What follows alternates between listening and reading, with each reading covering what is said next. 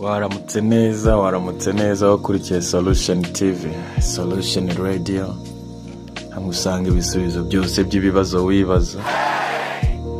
Abenshi mwabona ubuzima tuba twibaza ibibazo byinshi, rimwe na rimwe bikaduhungabanya mu bwonko. Hari igihe abenshi ibibazo baba bafite batinya kubivuga, batinya kubibwira inshuti zabo. Nyine ukibaza impamvu ibintu biba ku muntu, kandi ibyo bintu bigomba kuba bihari.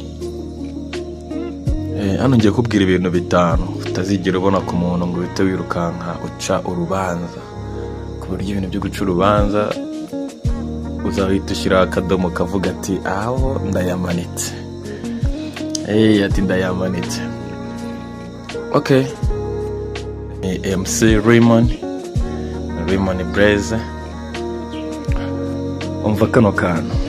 Tekereza umuntu yicaye ku ntebe, atekereza byinshi, atuje, anacecetse. Nta muntu umuhamagara, nta nshuti bari kumwe n'imwe, ari wenyine. Umuntu uri kumutekereza yicaye ku ntebe, aracecetse, nta muntu umuhamagara, nta nshuti bari kumwe, ari wenyine.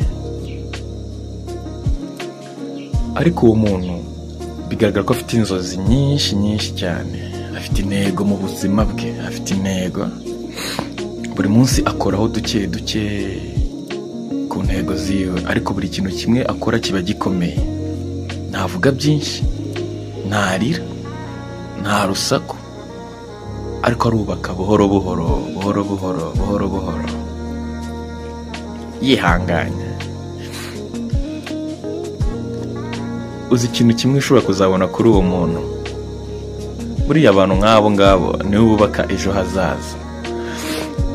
Si bavuga cyane, si bashaka gusetsa bose, ahubwo ni abantu batuje, baba bafite ubushobozi, bafite gahunda, bafite indangagaciro.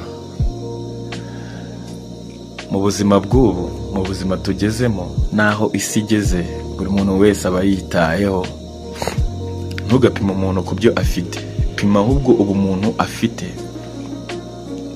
Ntugaseke ibyabaye cyangwa ibibaye ku wundi, kuko wenda afite inzozi ziruta izawe, niyo mpamvu bimubaho ari byinshi ukabiseka. Buri ikintu kiba ku nshuti yawe nawe cyakubaho, ikintu cyaba ku wundi muntu nawe cyakubaho, kandi ibibi byose biba ku isi byakuberaho icyarimwe, n'ibyiza byose biba ku isi byakuberaho icyarimwe. So, hano kuri Social Solution Rwanda turavuga ibidashira, tuvuga ibintu by'uruhererekane, nk'ibi ngibi, story nk'izi ngizi. Ndabakunda cyane, mwari muri kumwe na Raymond Blaze. Ikiganiro ni Bro Mind. Turi kumwe, kandi ukakora subscribe, nurangiza usharinge ku nshuti yawe ifite agahinda, cyangwa se yumva ngo iri hasi bitewe n'ukuntu amagambo menshi bavuga.